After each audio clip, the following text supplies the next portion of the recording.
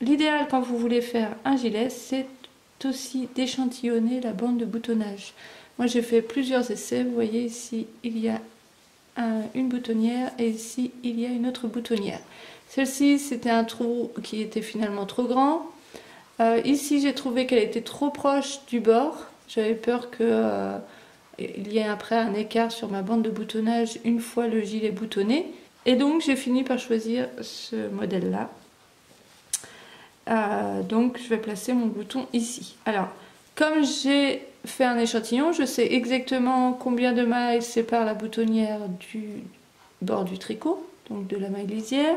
Je sais exactement la taille de la boutonnière, combien de mailles je dois rabattre. Et donc je vais pouvoir me lancer dans ce projet de gilet tout à fait sereinement. J'ai même cousu un bouton pour être sûr que ça rentre bien et que ce soit assez solide et pas trop souple. Comme ça, je suis tranquille, je peux faire mon projet gilet sans m'inquiéter.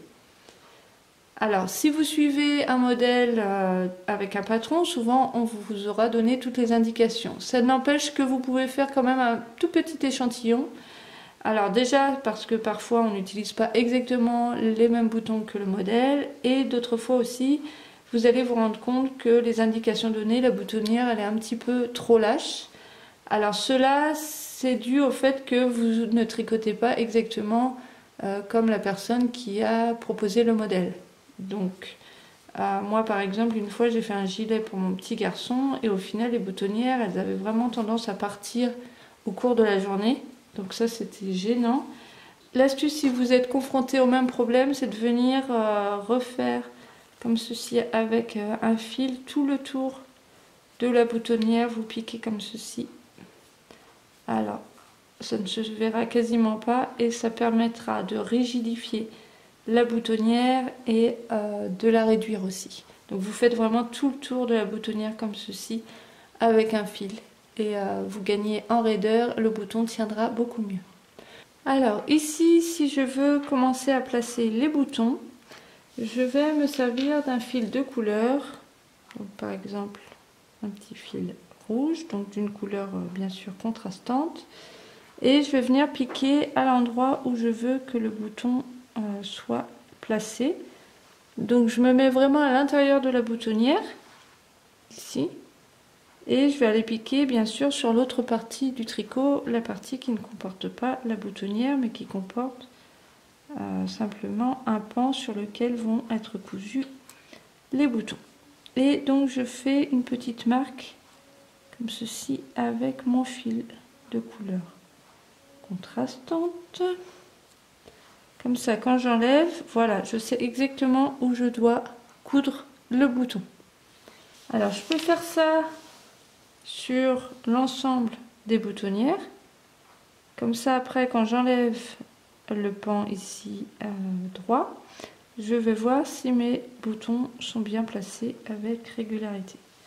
Donc, je reprends. Ici, j'ai la boutonnière. Je vais donc mettre le bouton ici. Voilà. Vous voyez ce que ça donne? Alors ensuite les boutons, je vais les aligner, donc je vais faire en sorte de toujours les mettre sur la même maille. Donc le mieux c'est quand même d'être centré au niveau de la bande de boutonnage ici. Pour coudre le bouton, n'hésitez pas à vous servir d'un fil que vous allez dédoubler, donc le fil du gilet en question ou de la veste en question. Donc vous pouvez tirer comme ça sur les brins si c'est un brin de laine retordu. Vous pouvez garder un seul fil, mais attention, il sera facilement cassable. Ou vous pouvez en garder deux. Par exemple, vous gardez uniquement 2 brins au lieu de 3, ce qui vous donnera un fil beaucoup plus fin pour passer à l'intérieur des petits trous du bouton. Alors maintenant, je vais venir coudre le bouton. Pour cela, j'ai choisi de prendre un fil avec 2 brins uniquement. J'ai enlevé un des brins de mon fil qui m'a servi à tricoter le gilet. Le bouton, je l'ai placé à l'endroit où il y avait le petit fil rouge.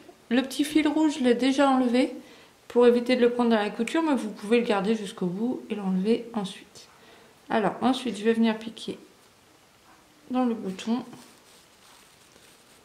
Et alors, ici, soit vous faites une croix, soit vous faites des petites barres horizontales.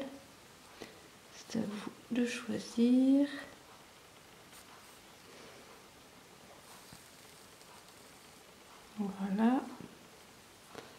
Même chose en haut.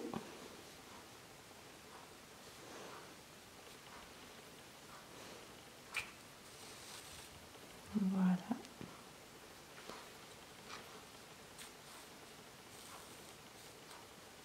Alors si vous pouvez faire un deuxième passage, n'hésitez pas à le faire. Moi je pense pas que ce sera possible parce que mon fil est quand même épais. Je vais essayer. Ah, j'y arrive.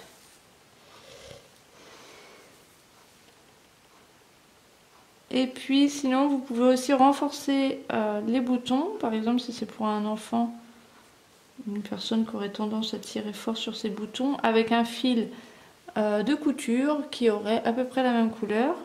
Et vous faites un passage avec un autre fil. Comme ça vous avez à la fois le fil de la couleur du gilet et à la fois un autre fil qui sera discret, qui viendra solidifier le tout.